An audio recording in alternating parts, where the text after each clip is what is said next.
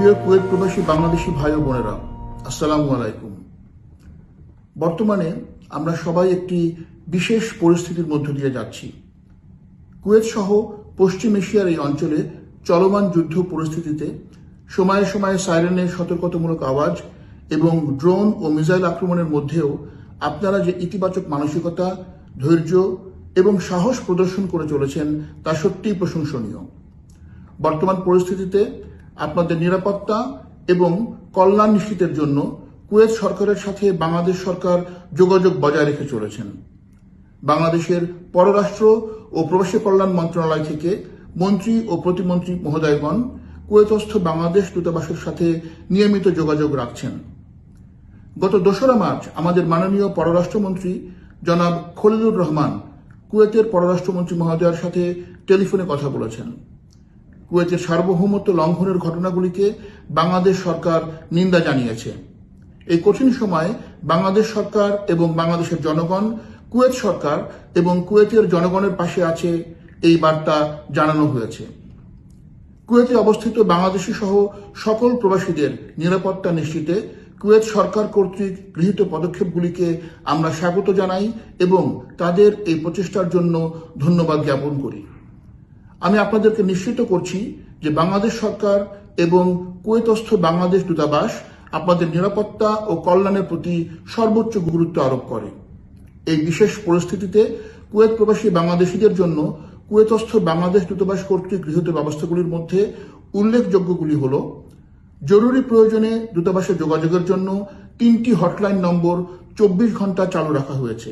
এছাড়া কোনো তথ্য জানার জন্য অথবা যোগাযোগের জন্য একটি ইমেইল অ্যাড্রেসও চালু রাখা হয়েছে। দূতাবাস কর্তৃক নিয়মিত সকল প্রকার কনসুলার এবং অন্যান্য সেবা প্রদান চালু রাখা হয়েছে।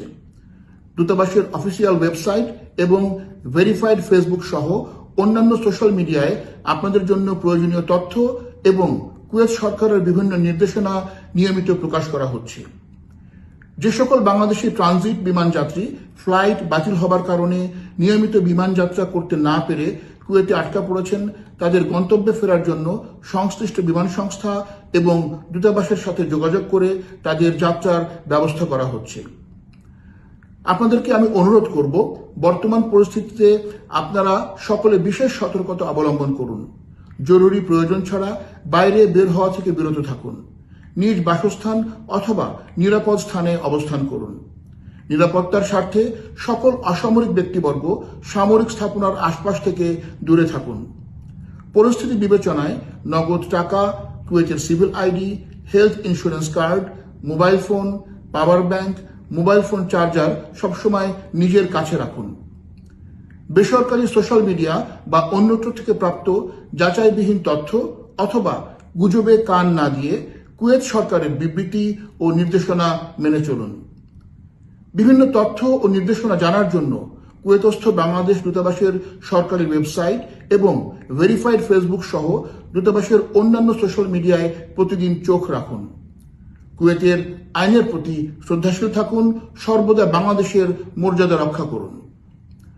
বর্তমান যুদ্ধ পরিস্থিতিতে আকাশে ক্ষেপণাস্ত্র প্রতিহত করার অথবা অন্য যে কোনো যুদ্ধ পরিস্থিতির ছবি বা ভিডিও ধারণ করা থেকে এবং সেগুলি সামাজিক যোগাযোগ মাধ্যমে শেয়ার বা লাইভ করা থেকে বিরত থাকুন। যে কোনো পরিস্থিতিতেই আতঙ্কিত না হয়ে শান্ত থাকুন এবং একে অপরকে সহায়তা করুন। বাংলাদেশ দূতাবাস কুয়েত সর্বদা আপনাদের কল্যাণে নিয়োজিত আছে। জরুরি প্রয়োজনে যে কোনো সময় দূতাবাসের সাথে যোগাযোগ করুন। মহান সৃষ্টিকর্তা আমাদের সকলের সহায় হন। আমিন।